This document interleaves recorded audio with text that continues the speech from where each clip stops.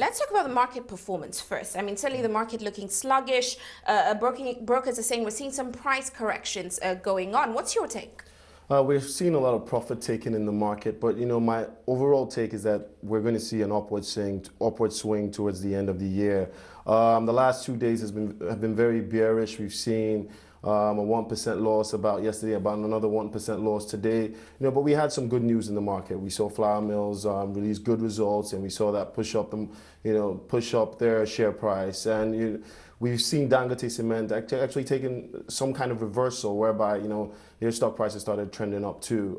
The O&Os of the world had been trending up, but we saw they started trending down sometime this week. But the overall outlook for the market is still positive for the end of the year. And we definitely see good things happening. Still positive. Yeah. Well, let's talk a little bit about flour mills' results. I mean, looking at their numbers, PBT from 9.8 billion to 10.4 billion, revenues also up from about 127 billion to 137. What's your take on those numbers and certainly the performance of that company? Yeah, just from meetings with management, we've seen there's a lot of operational restructuring going on, and they're focusing on their efficiencies right now. And then the acquisitions they're making are very strategic. They're making some in cassava, such as the acquisition of Thai Farm International. And then we're also seeing some acquisitions to help enhance backward integration of the business. And I think those are the key drivers. Once streamlining those operations and key acquisitions to help build growth of the business. And that focus on strategy by management is what's definitely pushing the numbers up. And I definitely, outlook-wise, next year I see them outdoing these numbers quarter on quarter. Definitely, they're going to be doing very well. Akinola, I want to check. There are a lot of recent developments in our financial sector.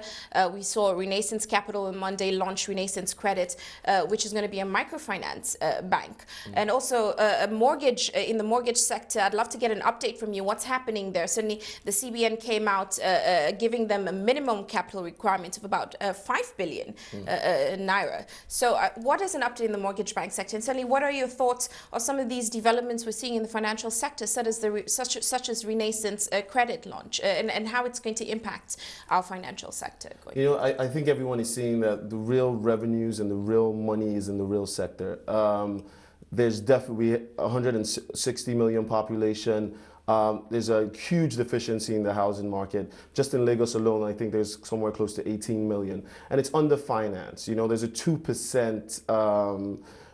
we're spending like 1% of GDP on financing the mortgage sector. So it's definitely underfinanced. There's a huge potential for returns. You can see Renaissance going into this shows that they've seen that opportunity and it's the time to get in. When you look at the mortgage sector as a whole, you look at two key players. You look at ASO Savings, you look at Abbey Building Society. ASO Savings, very strong management. You can see they just finished their rights issue. They're focused on restructuring. But I still believe there needs to be some sort of consolidation in the industry. There's some issues we're seeing, such as policy and regulations, the Land Use Act, and things of that nature.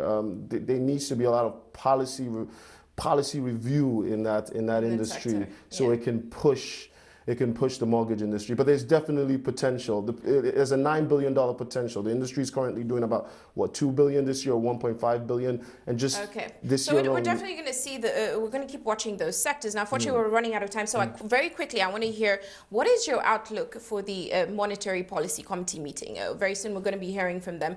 And certainly, we're going to be hearing the inflation numbers as well. Do you see the CBN holding rates again?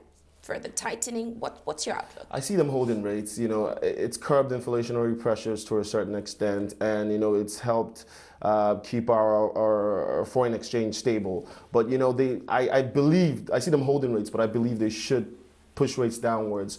The lending rates are too high, 23%. It's killing businesses. It's killing small businesses, and it's killing all businesses. So, but I see them holding rates to curb inflationary pressures and keep the foreign exchange stable. But the CBN definitely needs to review those rates downwards.